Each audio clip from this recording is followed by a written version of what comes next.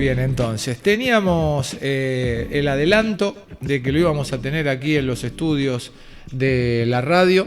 Voy a saludar al doctor Edgar Müller, Edgar Raúl Müller. Edgar, buen día. Buen día. Gracias por la invitación. Por favor, gracias a vos por aceptarla y gracias por estar hoy acá en la emisora.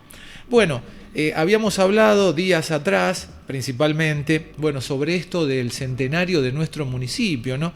No se pudo concretar esta reunión de exintendentes por unas cuestiones, algunos imponderables de la hora y alguna que otra diferencia que ha quedado pululando por ahí, pero una pequeña reflexión, 100 años del municipio. Sí, 100 años es muy importante. Yo creo que hubiese sido una fecha como para declararla feriado en el pueblo. Claro. Me parece muy importante, sobre todo porque fue la primera vez que el pueblo se pudo expresar libremente a través de elecciones. Uh-huh. Porque anteriormente a José Melchiot, que fue el intendente, en 1925, había comisionados municipales. Ajá. Hubo varios comisionados municipales, pero no tenía la categoría de intendencia Arias. Hasta 1925. Hasta 1925. De cualquier manera, yo siempre tuve y tengo una duda con respecto a la calle Intendente Melchiot. ¿A quién se refiere? Ah, bien, claro. Porque Intendente Melchiot fue José Melchiot el primero. Uh-huh. Pero después el hijo, Alejandro Melchiot, fue 3 veces intendente de Arias. Sí. ¿A qué Melchiot nos estamos refiriendo? ¿A qué Melchiot nos estamos refiriendo? Hay que averiguarlo. Sí, es verdad, eso es verdad, totalmente de acuerdo. Eso ocurre en un contexto en 1925 donde estaba Marcelo Torcuato de Alvear siendo presidente de la UCR y Sí. dice la historia que Argentina estaba entre los 10 países más prósperos, más ricos del mundo. Yo no creo en eso. ¿No? No. Ajá. No, porque una cosa, yo la riqueza de un país la mido cuando la gente vive bien. Ajá. Teníamos una gran producción, éramos unos grandes productores de materias primas, Sí. sobre todo agrícolas, tanto la ganadería como la agricultura, pero la gente vivía muy mal. En la presidencia de Alvear hubo un médico que se llamó Vialet Macé, Sí. que hay una localidad que se llama Vialet Macé, Claro. que era médico, pero digamos como hobby tenía las ganas de ser ingeniero, porque el dique San Roque lo construyó Vialet Macé, el dique San Roque en Córdoba. Claro. Bueno, era un tipo extraordinario y Alvear le encomienda recorrer todo el país, para ver en qué condiciones vivían los argentinos.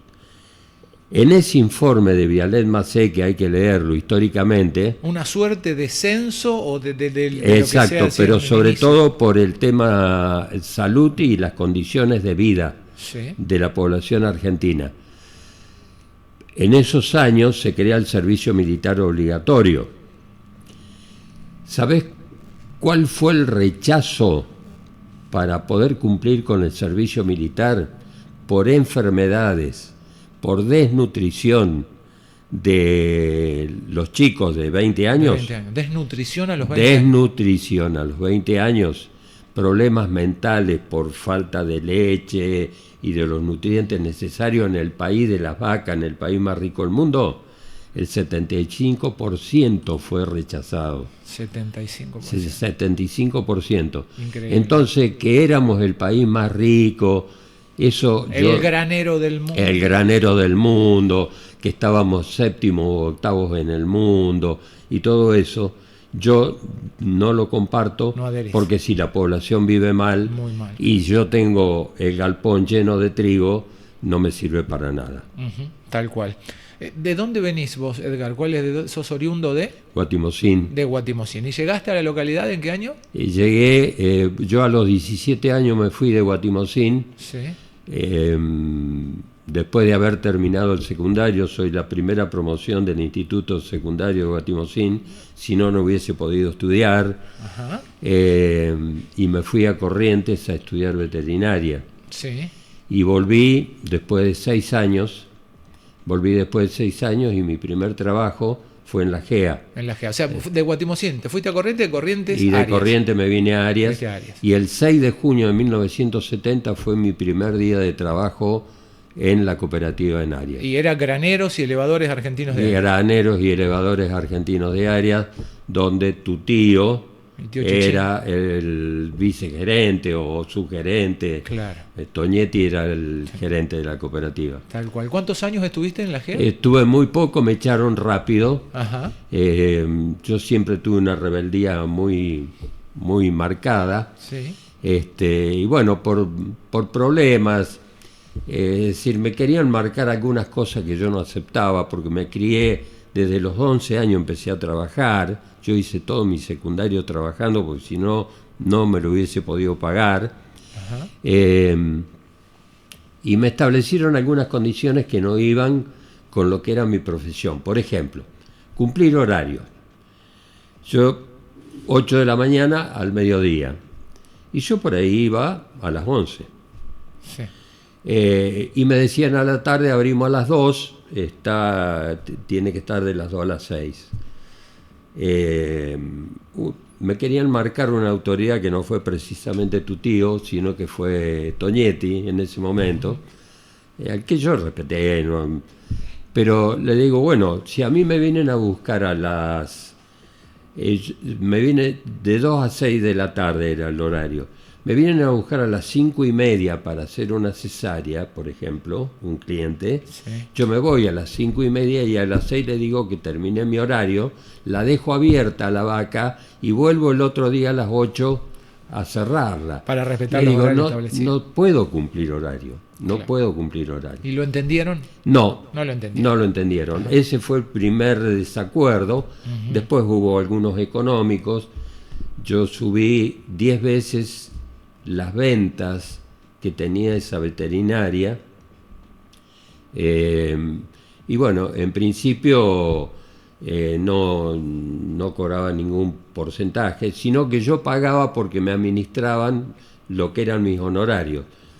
Y me pagaban un sueldo. La administración de lo que yo ganaba como profesional superaba una vez lo que me pagaban de sueldo. Y bueno, ahí vinieron problemas y me fui. Funcionaba en el hall, ¿no? En la Sí, entrada en la de ahí entrada, de la cooperativa. en la entrada. Uno entraba Un y hermoso lugar. sentía ese olor a... Yo me sentía muy bien, Ajá. Con el contacto con la gente, con todo. Pero bueno, lamentablemente hubo problemas con la dirección de la cooperativa. No pudiste continuar. Y no aguanté y me fui. Claro. Y te dedicaste a la actividad privada. A la actividad privada, eras claro. profesional. Compramos la otra veterinaria donde estamos ahora. Martín Fierro. Martín Fierro. ¿Siempre se llamó así? Se llamó Sí. a partir de la compra nuestra. compra, sí. Antes era la veterinaria del doctor Capizano. Ajá. Era un médico veterinario viejo, Claro. comunista, estaba afiliado al Partido Comunista. Era una risa porque todos los ingleses le compraban, y él era comunista. ¿Esto qué año fue, Edgar, más o menos? En 1973, 74, más o menos. Claro, sí. Antes habíamos estado alquilando algún local, ya estaba retirado de la cooperativa, pero ahí compramos la veterinaria. Sí, yo durante toda mi vida le recuerdo la veterinaria Martín Fierro por la cercanía de mis abuelos. Claro, al lado de don Alfredo. Claro, o sea, Claro. al lado. Bueno, transcurre la vida acá, transcurre tu profesión y demás. ¿Te empezás a involucrar en la política o siempre te involucraste A en los la 17 años me involucró en la política? política. Pero yo creo que involucrarse en la política tiene mucho que ver cómo uno enfrenta la vida o piensa la vida o estima para qué estás en la sociedad donde convivís. Por ejemplo, yo nací en Guatimocín, toda mi familia radical, pero radical mal, antiperonista, perra, toda mi familia. Mi abuela puteaba con Sí. las disculpas del caso, Sí, puteaba. a los negros peronistas, Ajá. en croata los puteaba. Claro. Mi mamá, una admiradora del doctor Somoza, yo lo cargo ahora al Pacho Somoza, que es el médico, y le digo, mirá, tu abuelo les daba el certificado de nacimiento junto con la ficha de la Unión Cívica Radical en un solo acto. ¿En serio? Era todo el mundo radical. ¿En Mi serio? mamá ¿O era muy en broma radical. eso? ¿Era en broma eso o era de verdad? No, un poco era en broma, se lo cargo al Pacho, Claro. el Pacho se ríe. Claro. Soy muy amigo, lo quiero mucho, al doctor también, por supuesto. ¿Y qué pasó? ¿Por tu propia rebeldía fue que mencionaba? Mirá, toda mi familia era del Club Atlético Guatimocín, que en ese momento se llamaba Tenis Club. Claro. Era el club de los ricos. Y estaba el Unión Fútbol Club. El Unión, claro. Y yo era del Unión. El Unión. ¿De a dónde habré sacado del Unión? Por eso te digo que es una forma de vida, una forma de pensarlo desde chico. Me reunía con mis compañeros del primario Sí. en los ranchos, con la gente más pobre. Y he visto llorar compañeros míos en los aniversarios de la muerte de Eva Perón. Y me ha quedado grabado en la cabeza eso. Ajá.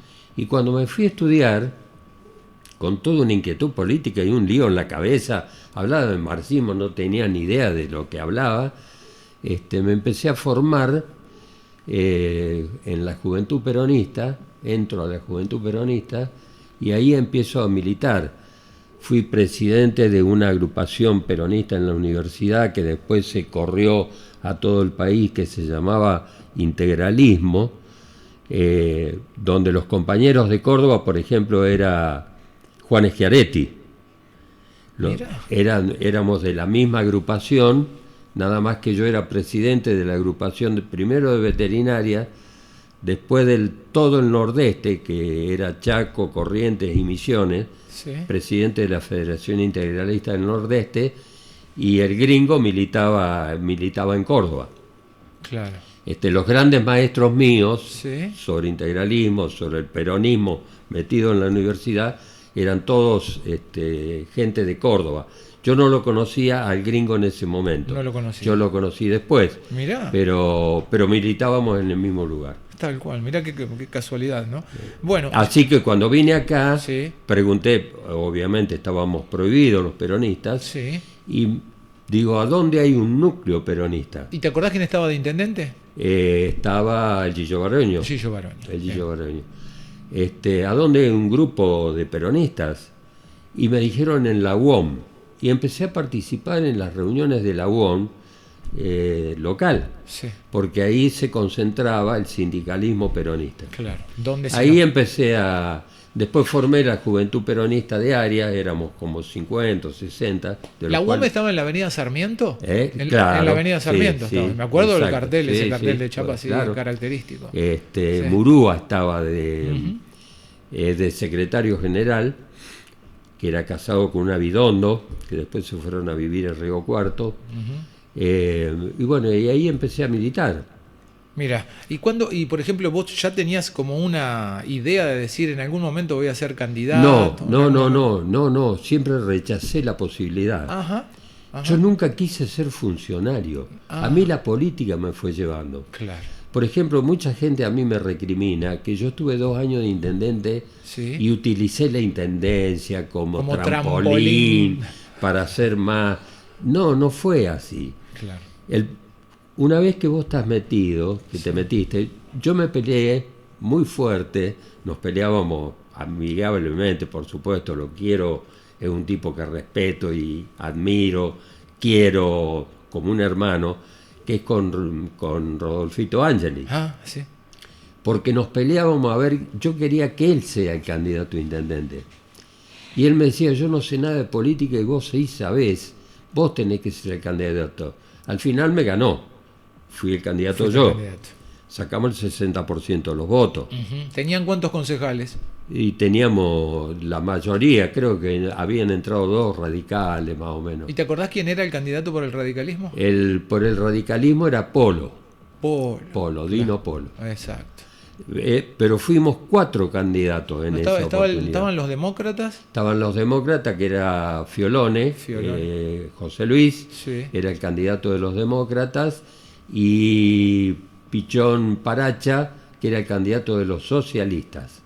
Mira. Con los cuales yo quise hacer un arreglo. Dije, hagamos una cosa, un concejal de cada partido. Sí. Estaba ese sistema, en contra de los radicales. En contra de los radicales quería un conservador y un socialista. Ajá. No me aceptaron. No lo aceptaron. No lo aceptaron. ¿Pero ingresaron concejales por las minorías? ¿Era el mismo sistema? Nada más que radicales. Nada más que radicales. Radicales. No podían. Que era López, y no me va a salir el nombre ahora, y el otro era un señor, tampoco me va a salir el apellido. Bueno, ya te vas a acordar. No vale ya te vas a acordar. Hablabas del Consejo Deliberante, que llegaste a la intendencia con 40 años. Sí. Y creaste como una suerte de consejo paralelo, sí, un consejo ciudadano, un todo consejo el mundo de la se población. reía de eso. Claro. El consejo de la comunidad. El consejo de la comunidad, que había representantes. Había representantes de todas las instituciones, fábricas, sindicatos, escuelas, todo lo que te puedas imaginar que tenía, partidos políticos, cooperativas y partidos políticos, claro, con representación en el consejo y sin representación, más las decisiones, y creamos las comisiones vecinales. Había 5 comisiones vecinales. Ajá. Barrio Chacarita, el barrio Ilia, sí, 18, el 18 de enero, acá el barrio Baroño, tal cual. Bueno, unos cuantos. Entonces, los barrios elegían su representante, y esos representantes traían las inquietudes del barrio y se reunían también en el consejo de la comunidad, y tenían una reunión con el intendente individualmente todos los meses. Todos los meses hacían una todos reunión, los meses. el consejo de la comunidad. Todos los meses. Esa iniciativa que tuviste, bueno, la llevaste a la práctica. ¿Dónde se reunían? Nos reuníamos en el CISMA. En el CISMA. CISMA. Necesitaba un lugar amplio. Claro, entraban, nunca fueron menos de 150 personas. Credos, religiones, todo representante. Todo. Todas las religiones, todo. Podían participar. Todo. La creación de eso te llevó a que trascendiera los límites de la localidad. Sí, estábamos comentándolo fuera del micrófono. Sí. Sí, yo hice un trabajo junto con un abogado de Belleville, porque me dijo, es muy interesante lo que hiciste. Uh-huh. Dice, ¿por qué no lo publicamos? Sí. Y lo mandamos cada 2 años, cada 4 años, se hacía una reunión iberoamericana, todos los municipios de toda Sudamérica, de habla española, con los municipios españoles, se hace una reunión en España. Era el año, yo ya era diputado nacional. Dicen, mandamos el trabajo, si te lo aceptan, o pueden no aceptarlo. Había una comisión que aceptaba los trabajos. Y un día recibimos la grata noticia de que el trabajo había sido aceptado. En España. Donde yo explicaba cómo habíamos armado acá áreas. Y los resultados que habían dado. Habían hecho todo un trabajo que lo habían presentado. Y yo lo saco de la comunidad organizada de Perón. Perón hablaba de esto, no lo inventé yo. Claro. Le dio forma José Ángel Mir. José Ángel Mir. Le dio forma. Y bueno, así que tuve que viajar a España, a Almería, se hacía en Almería, tuve una semana, y di una conferencia en España sobre la comunidad organizada de Arias. Qué increíble, eso no forma parte, ¿no?, de esa información de todo el mundo. Seguramente tendrás fotos, tendrás imágenes de ese momento, ¿no? Sí, alguna foto puede haber por ahí, algún certificado tengo en mi casa. Qué bárbaro. Lo que pasa es que yo nunca hice trascender las cosas que hice en política.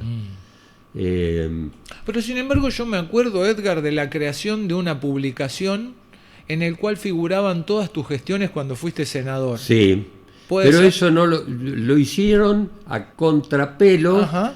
de mi decisión. Ajá. ¿Sabés quién lo hizo? Lo hicieron los colaboradores míos en el Senado, porque yo terminé siendo presidente Sí. del bloque de senadores justicialistas. Era una recopilación de era una trámite cosa por bastante trámite. rara, Sí. porque habíamos entrado 20 senadores en el año 89, Ajá. 20 senadores justicialistas, de los cuales había 19 que eran de las sotistas. Y había uno que no era de las sotistas. Era menemista. Yo me comí la curva de Menem, ¿no? Claro. Era menemista, era yo. Era vos. Así que me tuvieron relegado durante 2 años, me dieron una comisión que era para la risa, es como la comisión de biblioteca del Congreso de la Nación, se los dan al último, al Sí. al más sonso de todo, el que elige el despreciado, último, claro. digamos, se lo dan.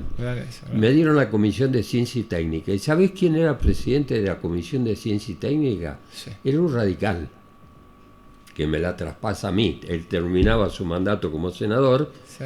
y a mí me dicen, ¿qué le damos al alemán?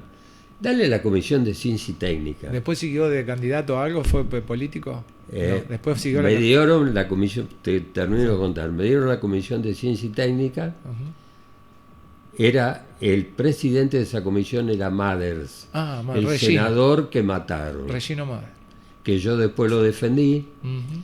Defendí la causa, me peleó con Angelos, no me mandó en cana de casualidad, ¿Qué tema no ese? me pudieron sacar los fueros, hubo algunos compañeros míos que votaron para sacarme los fueros y hubo muchos radicales que se opusieron, por eso no les dio la cuenta para sacarme los fueros, si no yo iba en cana derechito. Ajá. Me peleé con Angelos, lo traté de asesino, bueno.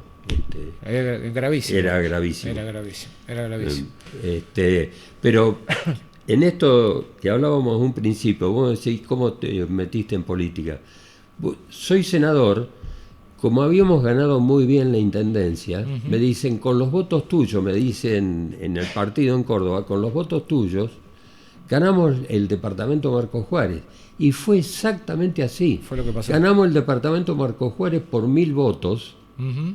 Y los 1000 votos salieron de Arias. Yo gané la senaduría con 1000 votos de diferencia acá sobre una persona respetable a la que quise muchísimo y respeto todavía, post-mortem, Sí.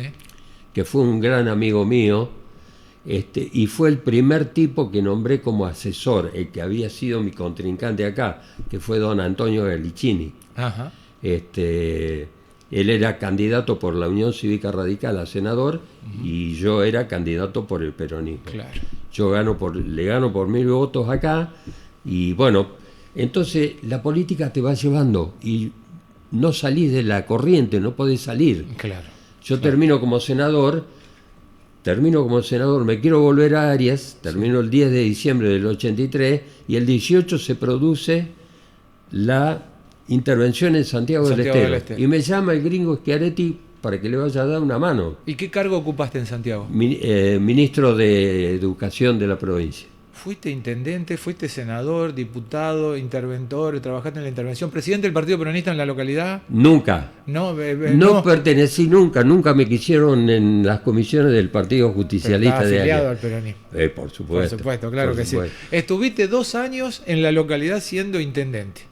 Sí. ¿Quién te sucedió? ¿El presidente del Consejo José Deliberante? Ángel Mira. José Ángel, que quedó durante el periodo 1 año más, después se llama elecciones, ¿así es? Claro. No, 2 años estuvo. 2 años. Porque yo cumplo justo los 2 años. Si no, tenía que llamar a elecciones. Claro, por 1 hora de diferencia.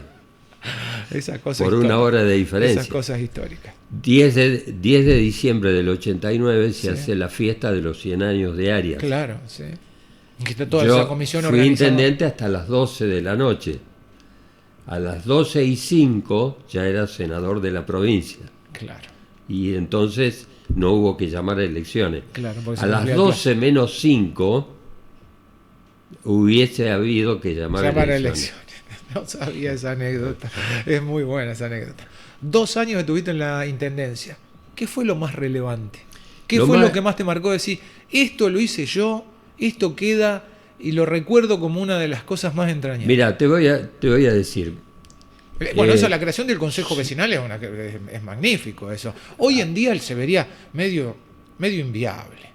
Yo creo que sí, pero habría que intentarlo. Han cambiado los tiempos. Te voy a decir en qué condiciones recibí la municipalidad. A ver, sí. Primero, la administración anterior de don Adolfo Lucher había contraído una deuda con la provincia de adelanto de coparticipación de 1 año. O sea que el primer año mío no ibas a recibir no recibí coparticipación. Algo vital para los municipios. Presidente Alfonsín, gobernador Angelos, todo en contra. 3000% de inflación y la municipalidad seca y nadie pagaba nada porque ibas a comprar algo al mercado y a la mañana tenía un precio el azúcar, al mediodía tenía otro y a la noche tenía otro. Sí. Entonces la gente no pagaba, pero yo no la apretaba tampoco porque primero tenían que comer y después pagarle a la municipalidad.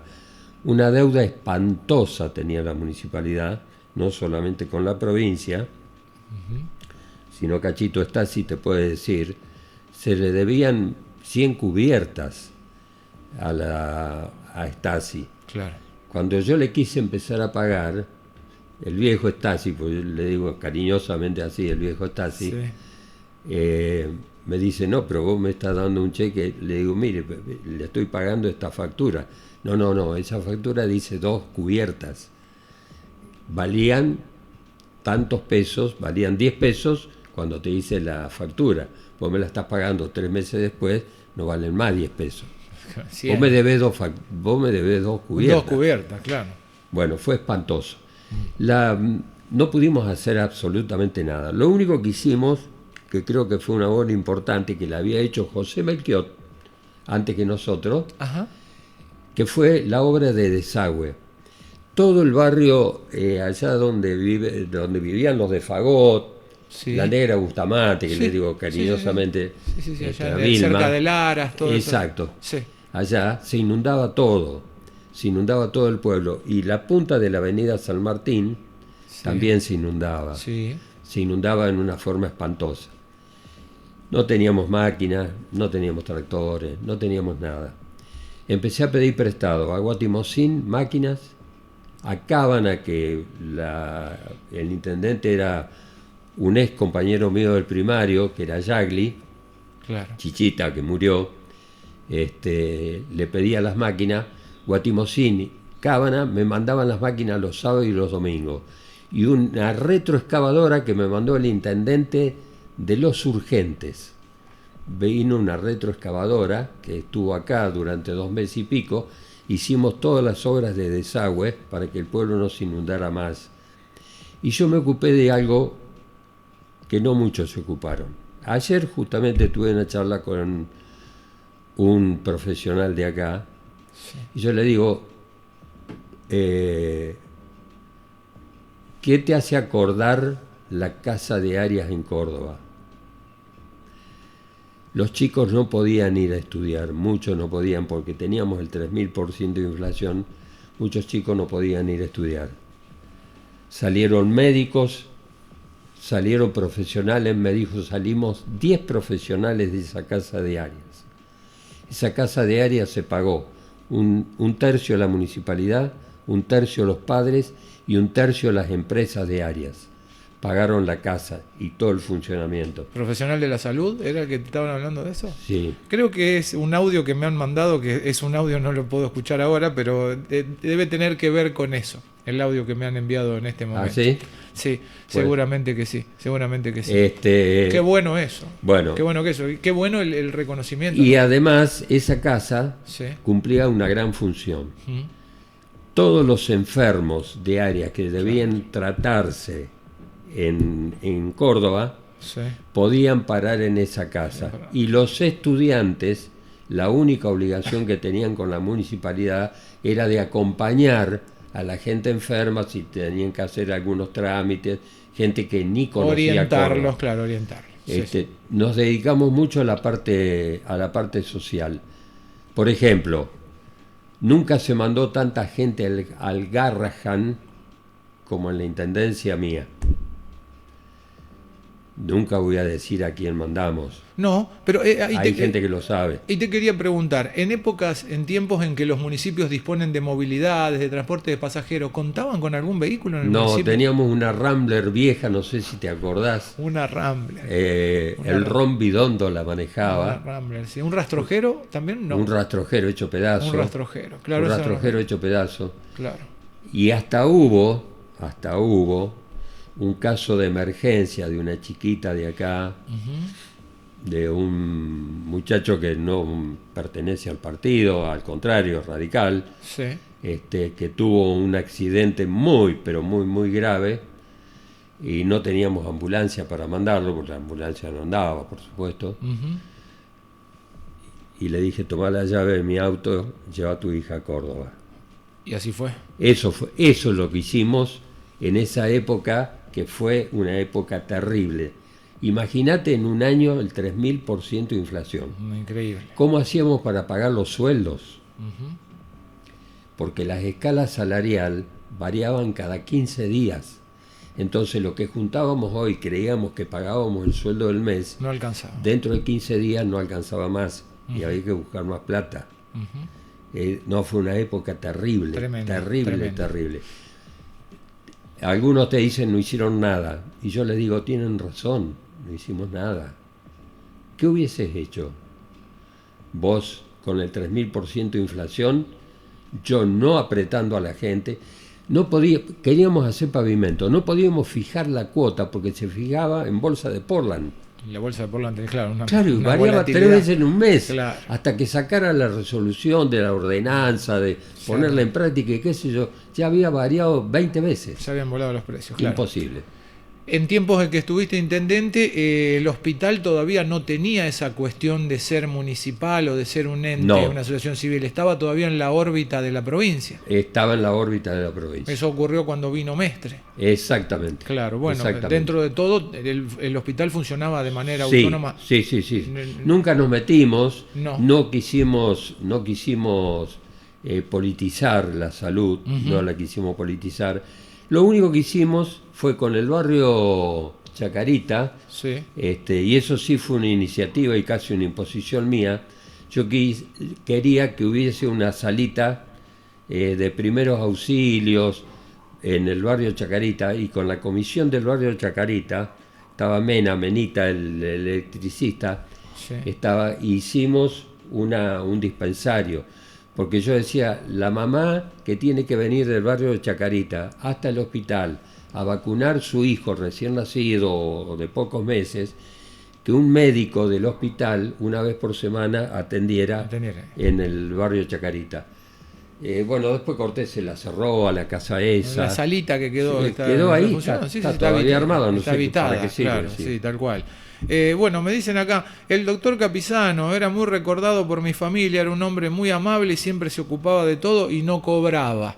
Es cierto. Dicen acá. Y otro oyente me dice, hola, buen día, saludos a los dos. Preguntale a Edgar por el ternero de 2 cabezas que estaba en la veterinaria. Yo me acuerdo. Sí, fue un monstruo que saqué en una cesárea. Mirá. Tenía 2 cabezas, 6 patas, tenía las 4 patas y 2 patas que nacían para arriba. Ajá. 2 patas que nacían para arriba. Increíble, ¿no? Esa mutación. Una cola. Claro. Una cola. Y y lo embalsamé. ¿Ustedes lo hicieron? ¿Lo embalsamaron? No, se lo di a un embalsamador que era un colega mío de Achiras. Ajá. Y me lo embalsamó y se lo regalé al Colegio de Cábana cuando fui profesor en el Colegio de Cábana. También fuiste profesor. Y lo dejaron, se apolilló y lo terminaron tirando. Tengo algunas fotos de eso. Yo me acuerdo de eso, estaba ahí en el hall de entrada ahí de la veterinaria. Claro, estuvo mucho tiempo ahí, sí. Sí, lo mirábamos siempre. Sí. Ya redondeando, mirá, hace un montón que estamos hablando. ¿Cómo estás viendo la política a nivel nacional, puntualmente a nivel nacional? Muy mal. Mal, ¿no? Mal. ¿Por? Mira, te voy a decir una sola cosa. Yo creo que el problema de la Argentina, además de ser económico y político, es un problema social. La Argentina tiene una clase media muy embromada, que Jauretche la llamaba el medio pelo en la sociedad argentina. Los gobiernos populares, generalmente, no en todos los casos, por supuesto, como en todas las cosas, los gobiernos populares hacen que las clases más humildes pasen a ser clase media. Cuando pasan a ser clase media, aspiran a ser clase alta, claro, cosa que nunca van a llegar a ser, pero aspiran a ser clase alta. Jauretche lo decía con una anécdota muy interesante. Decía, el obrero en los años 43, 44, iba a un bodegón a desayunar a la mañana, pues se levantaba temprano, iba a la fábrica, en la zona de barracas y qué sé yo, y desayunaba, y pedía un café con leche con 2 medialunas. Dice, ¿y las 2 medialunas cómo las comía? Dice, las mojaba en el café con leche. Ponchaba. Claro, porque eran riquísimas, yo todavía lo hago. Dice, cuando pasó a ser clase media, porque Perón le dio casa, le dio salario, le dio jubilación, les dio vacaciones, le dio todo, empezó a ser clase media. Cuando fue clase media dejó el bodegón, claro, y se fue ya a los bares. Y veía que la clase alta tomaba el café con leche con las 2 medialunas, pero no las mojaba. Decía, él mostraba el dedo índice, agarraba la medialuna, el tipo de la clase media, masticaba un poquito y tomaba un sorbito de café. Y el tipo de abajo que mojaba las medialunas pero pasó al bar, empezó a hacer lo mismo. Claro. Dice, esta es la clase media argentina, el medio pelo, que no respeta de dónde salió. Claro. No respeta de dónde salió. Y esta clase media argentina cree que votándole a los gobiernos entreguistas como el de Milei, que nos está entregando atado de pie y mano a Estados Unidos, cree que va a vivir mejor cuando eso ocurra. Y está viviendo cada vez peor. Hay que volver a los gobiernos populares. De signo peronista, mejor. Creo que no hay otra opción en la Argentina. Ahora, el peronismo también tiene sus cosas que tiene que revisar. Una actualización doctrinaria hace falta una renovación de los cuadros dirigenciales. Eso es el trasvasamiento generacional del que hablaba Perón es fundamental. Hablando con un compañero el otro día, y esto sin desmerecer la conducción de Cristina Kirchner, pero yo le decía, yo si fuera Cristina Kirchner, que está presa en San José 1111, pido el traslado. Sí. Me dicen, ¿y a dónde la mandaría? La mandaría a la casa Calafate, porque en San José 1111 medio la están idolatrando. Y hay generaciones como la mía, sí, que nosotros la mayor contribución que le podemos hacer al peronismo, a la causa que hemos abrazado durante toda la vida, es darle paso a los jóvenes, porque cuando yo tenía 25 años, puteaba a los viejos del peronismo, porque no nos dejaban avanzar. Aunque equivocadamente hay que darle paso a la gente joven. Yo ayer hablando con un amigo, le decía, vos ya estás casi en el límite, tenés 50 y pico de años, pero yo te tengo que dar paso. Yo lo único que te puedo decir, mira, yo tal cosa la hice de determinada manera. Si vos te gusta, agarrala. Si no estás de acuerdo, hacé lo que vos creas que... No me des el gusto. Aunque te equivoques, equivocándote, vos lo mismo tenés razón. Yo no tengo razón. Yo te digo lo que haría, pero yo no lo voy a hacer más. Lo tenés que hacer vos. El trasvasamiento generacional es fundamental. Sí. Y en el peronismo, gracias a Dios, yo estoy viendo un trasvasamiento generacional. ¿Lo estás viendo? Sí, sí. Ajá. Sí. ¿A nivel local? A nivel local sobre todo. A nivel local sobre todo. A nivel local sobre todo. Bueno, bien. A nivel local sobre todo. Bueno, perfecto. Hablábamos, de todo un poco, hicimos un compendio de tu vida, de cuando empezaste a estudiar, dónde viajaste, todos los cargos que tuviste. te preguntaba cuál era la mejor obra, hablaste del desagüe, ese es formidable, ¿no? De solucionarle un problema tan vital como una persona que no se inunde su calle. 8 kilómetros hicimos de desagüe. Su agua, su casa, sus calles, eso es increíble, ¿no? Lo había hecho José Mechiote hacía 30 y pico de años, 40 años. Cuando le hiciste vos no gritabas, no se inunda más. No. Yo me iba a comer algún asado con los muchachos. Como debe ser. Sí. Y algo que no hubieras hecho si hubieras decirte, hoy en día te dicen, ¿qué sacarías así de toda tu trayectoria, de todas tus funciones? Nada, harías nada, todo no me arrepiento de nada. Mirá, Edgar, mirá. No me arrepiento de nada. Ni de mis grandes equivocaciones me arrepiento. Ni de una decisión equivocada que tomaste, no te equivocaste. Tuve muchas equivocaciones. No la borrarías de tu historia. No, porque fueron parte de mi personalidad. Ajá. Es decir, por ejemplo, yo siempre fui muy confiado. Yo parto al revés de lo que hace mucha gente. Primero, con reservas. A ver cómo sos. Sí. No.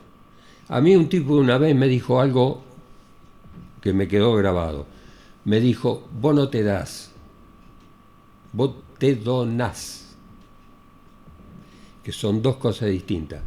Yo te doy a vos la llave de mi casa, la llave de mi auto, mi billetera.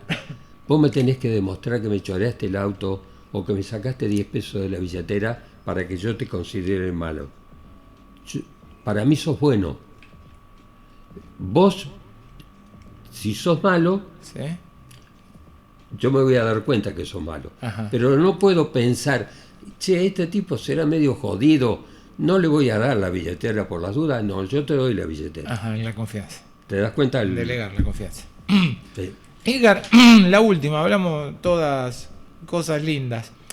Ahí me equivoqué muchas veces, pero volvería a hacer lo mismo. Volvería a hacer lo mismo, mirá. Volvería a hacer lo mismo. Una vez en una publicación, me acuerdo, una publicación, no me acuerdo de si fue de tirada nacional o provincial, se publicó como un ranking de diputados, o no me acuerdo qué era, de funcionarios, en el cual eran funcionarios que a menos sesiones habían asistido. Vos eras diputado en ese momento.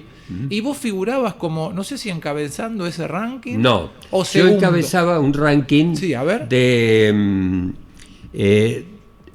uno con razón y otro sin razón. A ver. El con razón es que no hablé nunca en la Cámara. Ajá. No hablé nunca. ¿Por qué? No habían levantado la mano. No, nunca. Bien.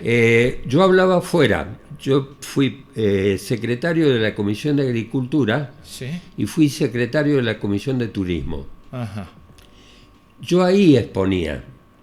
En la Cámara hablaban los presidentes de los bloques. ¿Qué iba a decir yo de distinto del presidente del bloque? Absolutamente nada. Además, a mí nunca me gustó la tarea legislativa. Fui ahí porque un compromiso con Rodríguez Sá. Le dije, mirá que si voy, no voy a hacer nada, porque a mí no me gusta esto, no quiero. Me dijo, yo te necesito porque todos los que puse que no eran de mi partido, todos me traicionaron. Y yo sé que vos no me vas a traicionar. Y yo le hice caso a Rodríguez Sá del primero al último día. Había un bloque de 5 éramos, que veníamos con las ideas de Alberto Rodríguez Sá, 4 puntanos y yo. Me quisieron poner de presidente del bloque. Le dije que no. Que no. Yo no hablaba porque hablaban los presidentes del bloque. Si no era repetir. ¿Vos te acordás? Por ejemplo, un tipo que habló muchísimo. Mario Negri, mi amigo. Sí. Muchísimo. ¿Te acordás de algún discurso? No. De ninguno. No te acordás de ninguno. Es un piripipí. Claro, porque es como, claro. Yo trabajaba en las comisiones, y trabajaba en el bloque. Sí. Por ejemplo, que no hablé nunca. Que no presenté proyectos, era la otra. ¿Sabés cuántos proyectos presenté? 60. 60 proyectos. Bueno, pero La Voz del Interior La voz del que interior. me pegaba, Sí, que creo me que era pegaba, la voz del interior. la voz del interior que me pegaba, me pegó desde siempre la voz del interior. Ajá. Porque yo te mostraría la voz del interior de cuando fui senador. ¿Guardaste todo eso? No, tengo algunas y Algún otras archivo. las perdí, no Claro. me importaba. Pero se podrían recuperar. Sí, los archivos. ¿Y menos asistencia? No. ¿No figurabas en menos asistencia? No, fui a casi todas las sesiones. No. Bien. Eso no fue así. Ajá. Asistí permanentemente y muchas veces voté a favor de mi bloque, Sí. en contra del kirchnerismo, cuando en realidad, si hubiese sido por decisión mía, por ejemplo, yo tuve que votar cuando se estatizó YPF. Claro. Bueno, Sí, es recordado. yo eso también, voté sí. en contra Ujú. de la estatización, Claro. porque el bloque lo decidió. Porque el bloque lo decía. Eso fue noticia también. sí. Bueno, eso me hizo pelear un poco con Adolfo Rodríguez Sá, que era el senador en ese momento. Le dije, mira Adolfo, si hubiese sido por mí, yo voto por la estatización. Había algunas cositas medias raras con los esquenazis en ese momento, no le tocaban los intereses de esquenazis, ¿viste? Porque la privatización es del 51%, Ujú. el otro es privado. Es privado. Y los esquenazis, amigos de los Kirchner, tenían una parte. Ujú. Bueno, había alguna cosita media rara que me podría haber escudado en eso, pero lo más importante ¿Qué era era? estatizarla. Sí. Y hoy, fíjate, el gobierno de Milei, la única fuente de sacar dólares son las obras que hizo el peronismo, Vaca Muerta. Es la única cosa que le da guita. Y que no van a privatizar porque es una billetera abierta todos los días Constantemente. y una gran cantidad de guita. Muy bien. Edgar, la verdad, un gusto. Uno puede pasar horas hablando. Sé que te gusta intercambiar muchas ideas así con gente que te vas encontrando. Además, te gusta hablar de política, te gusta hablar de Mira, el actualidad. otro día vine acá enfrente porque Sí. me invitaron los chicos Ajá. y una profesora a hablar un poco de historia. A mí me gusta mucho la historia argentina. Y sabían que soy un rosista declarado. Ajá. Soy extremadamente parcial con respecto a la historia. Se los dije a los chicos, miren, no van a escuchar una voz imparcial, van a escuchar una voz parcial. Soy extremadamente rosista, soy extremadamente detractor de uno de los personajes, y esto te va a costar, seguro, de uno de los personajes más encumbrados de la historia argentina, que es Sarmiento. Claro. Yo a Sarmiento lo detesto, así, totalmente. Me dice, no, pero creó escuelas. Primero no las creó todas Sarmiento. Él tuvo un ministro de instrucción que se llamaba Avellaneda, que fue el promotor de las grandes escuelas, de la formación de grandes escuelas en la República Argentina. Obviamente, presidente Sarmiento se las llevó toda él. Puede haber hecho 10.000 escuelas.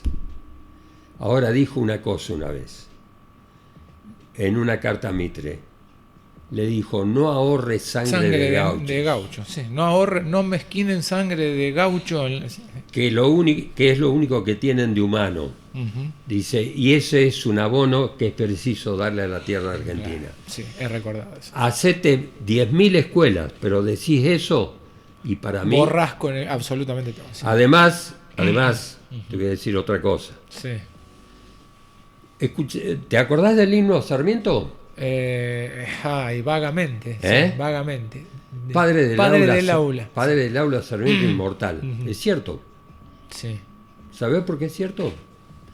Porque a los 20 años Sarmiento se fue a dar clase en una escuela, corrido por Rosa, él dice, Sí. corrido por Rosa, a una escuela en un pueblito de Chile, que se llama Los Andes. Cuando vos cruzás de Mendoza, Sí, el primer sí. pueblo es Los Andes, Sí. del otro lado. Y tenía una alumna de 14 años, la dejó embarazada. Es padre del aula. Por eso. Fue la hija que lo cuidó, Ah, sus últimos días en Paraguay. increíble, ¿no? Recordado también es cuando pasa de como viáticos, que viaja a Europa, una orgía. Pasa de los cabarets. Claro, de los cabarets. Cabarets y los prostíbulos. Y los pasa como viáticos, ¿sí? Cobra 5 sueldos del gobierno nacional. 5 sueldos. Y montaba en silla inglesa. ¿Vos te imaginás con... ¿Se puede decir alguna mala palabra? Sí, por supuesto. ¿Cómo le debe haber quedado el culo? Claro. Odiaba el recado. El recado era la cama, era la forma más cómoda de actuar del gaucho. Él montaba en silla inglesa, es dura como la mesa esta. Claro, pero era silla inglesa. Era silla inglesa y se vestía como los ingleses, de galera. Era una porquería de tipo. ¿No le pondría flores vos para el día de No, para nada. Además no se llamaba Sarmiento, además el apellido no era Sarmiento. No era Sarmiento, ¿eh? No. ¿Cómo era el apellido? Quiroga.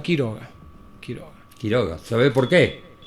Porque la abuela de Sarmiento era Sarmiento, la abuela paterna. La abuela se casa con un Quiroga y tiene un hijo que es Quiroga, que es el padre de Sarmiento. El padre de Sarmiento. Pero la abuela era tan matrona que como se perdía el apellido porque era la última Sarmiento, no tenía hermanos varones, le hace poner Sarmiento al nieto. Era Quiroga y era pariente de Facundo Quiroga. Bueno, muy bien, muy bueno. Gracias, Edgar. No, gracias a vos. Que tengas un gran día y muchas gracias. Esperemos que no sea la última vez que acá cuando te invitemos. Te invitamos. Yo estoy todo el día al cohete, así que si me necesitas... Gracias por venir. Con muchísimo gusto y muchas gracias. A vos.